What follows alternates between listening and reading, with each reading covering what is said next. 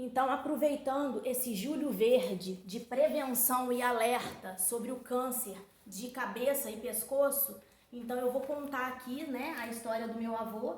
Vocês já me conhecem, sou Júlia, né, e o vô Antônio, mas a gente chama ele de Tunico. Então, eu vou contar a história dele aqui para que sirva, né, de lição e de alerta para as pessoas, se tiver alguns sintomas assim, para quanto mais rápido melhor, né, para a gente sanar as doenças aí e ter um ótimo prognóstico igual o dele, que ele tá curado do câncer de laringe, né? Tirou toda a laringe, por isso que eu ainda tô sendo ainda a voz dele, daqui a pouco ele vai se reabilitar, né, para voltar a falar.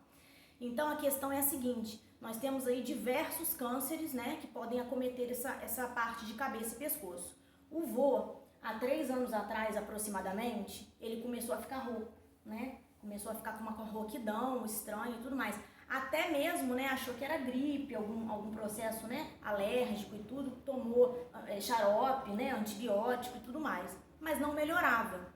E é recomendado depois de 2, 3 semanas, quando a gente tem aí um processo, uma alteração na voz ou na deglutição, a gente procurar um médico, né? Mas como vocês sabem, principalmente, né, a maioria dos homens, né, eles não querem, vão tocando pra frente e tudo mais. O vô demorou aproximadamente de 8 meses a 1 ano para buscar o tratamento, no caso assim, aceitar, né, porque nós todos da família já estávamos falando que ele deveria ir num clínico geral, num médico, enfim. E aí ele aceitou depois desse tempão todo, aproximadamente 8 meses, 1 ano. E aí ele foi em Vassouras, no Dr. Riquelme Portela, que é um otorrinolaringologista, e ele pediu para ele a primeira tomografia. E foi aí na primeira tomografia que foi descoberto o câncer de laringe, um câncer maligno, carcinoma espinocelular invasivo queratinizado. Então aí começou, né, a nossa luta. Foram 2 anos de várias sessões de radioterapia e quimioterapia e tomografias, né, entre essas radio e quimioterapias. Sendo que no final do ano passado, em meados, né, mais ou menos em agosto, por aí, a última tomografia que ele fez relatou que ele estava sem o câncer, não aparecia mais nódulo nenhum. Porém, nas tomografias de rotina, infelizmente, em meados aí de outubro, novembro, foi visto que o câncer tinha voltado. Então agora seria o momento de partir para algo mais invasivo, que no caso a cirurgia. Então nós, né, procuramos aí, fomos muito bem prontamente atendidos pelo Dr. Marcelo Melling e pelo Dr. Adalto e a equipe deles na cidade de Barra Mansa, né, e foi marcada a cirurgia, fizeram os exames pré-operatórios e tudo mais. O anestesista Dr. Vanderlei também, fantástico, a gente gostaria de agradecer, né, já todos esses médicos que estiveram, né, estão conosco, né, o Dr. Riquelme, o Dr. Marcelo Melling, o Dr. Adalto de Souza, o Dr. Vanderlei, enfim. Então foi uma cirurgia bem complicada, bem complexa, mas que o vô saiu muito bem, uma cirurgia de aproximadamente aí 7, 8 horas de duração, foi o dia todo de cirurgia, tá? E graças a Deus ele não precisou ficar internado na UTI, ele foi direto pro quarto, né? Todo mundo aí elogiando seu coração bem forte. E depois aí de 1 semana mais ou menos de pós-cirúrgico no hospital, nós voltamos para casa, né? O vô voltou para casa.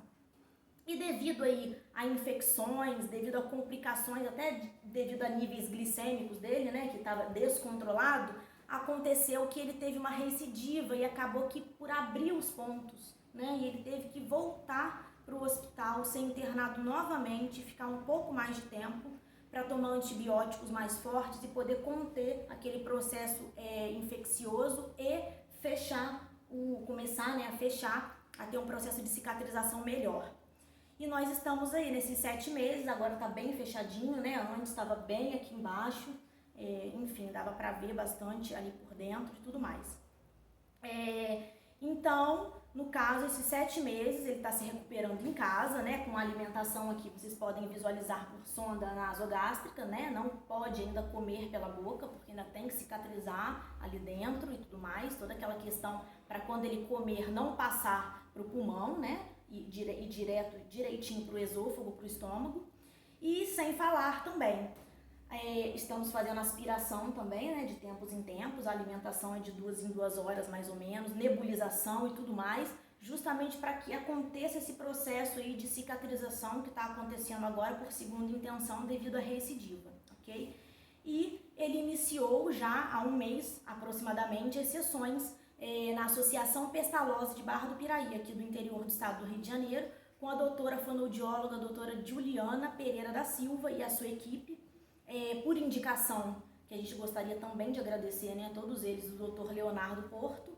Para quê? Para reabilitação neuromuscular, para reabilitação muscular de toda essa parte da deglutição, enfim, para que ele possa voltar a se adaptar a comer, a musculatura dele, né, fique mais tonificada e também ele possa falar depois, posteriormente, com a voz esofágica, ok? Então a gente gostaria já de deixar aqui, né, todo o agradecimento, falando novamente ao Dr. Riquelme Portela, ao Dr. Marcelo Melli, né, ao Dr. Adalto de Souza, ao anestesista Dr. Vanderlei, a doutora fonoaudióloga Juliana da Silva e ao Dr. Leonardo Porto, que foi quem indicou, né, a doutora aí para esse processo aí, para a gente finalizar toda essa reabilitação dele e que aí faz um bem tanto para ele quanto para a família toda. Então a gente já deixa os agradecimentos e deixa o alerta aí para vocês que nós estamos no Julho Verde, que é o julho de alerta e prevenção ao câncer de cabeça e pescoço.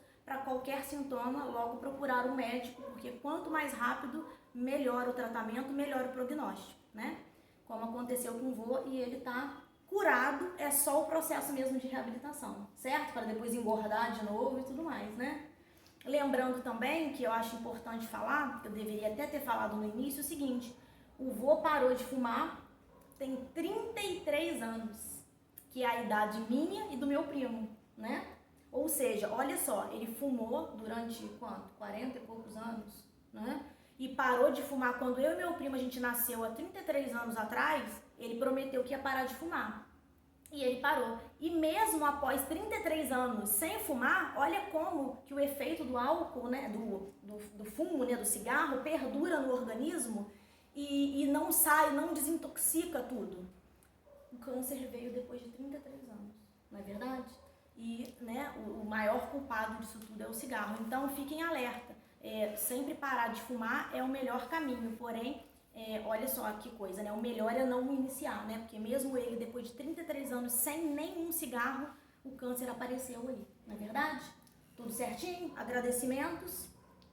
Beleza. Ó, show.